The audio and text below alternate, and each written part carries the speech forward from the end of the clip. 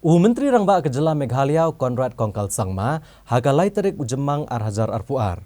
Ulasam yaki scheme Farmers Collectivization for Upscaling Production and Marketing Systems nega fokus. Kabakot like lurtam, Shaki Self-Help Group, bat Shaki Kenhun Nongrep Belatip Kumki Farmer Producers Group, Haka Lumpung Self-Help Group Mela.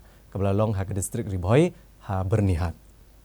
Komisi Benta ban ai mensiam bat ban penrem mega mensiam Trimon Sngubha jong ki sengkentai beper bat ki kunhun nong rep ki bejupen mi iki marep akathan riboy ki bahap apo ko umling CNRD blok Menteri Rangba Kejela Conrad Kongkal Sangma hagalai trek ujemang Arhajar Arpuar ulasa mega song pisa kum kilat jengerap Shaki Self Help Group badru Shaki kunhun nong rep lanegi Farmer Producers Group haka program belapen long ha kalumpung Self Help Group Mela kabelalong ha bernihat.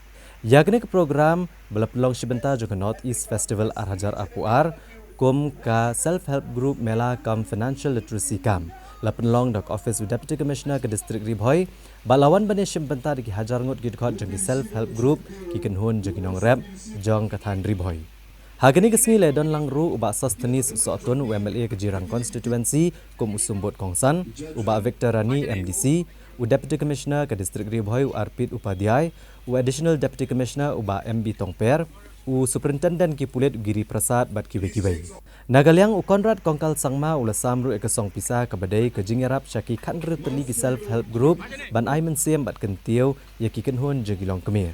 Da kesong pisa kabalakot sau kandai point kandai not lak tengka.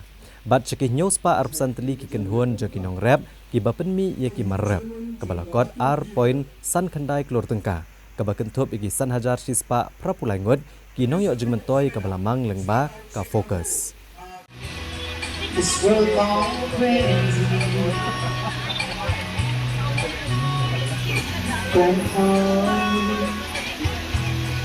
Take me back to yesterday when the line between right and wrong didn't seem so hazy. Do lovers really fall left to stay and stand beside each other come one day? Is a promise really something people pay, not just something they would say?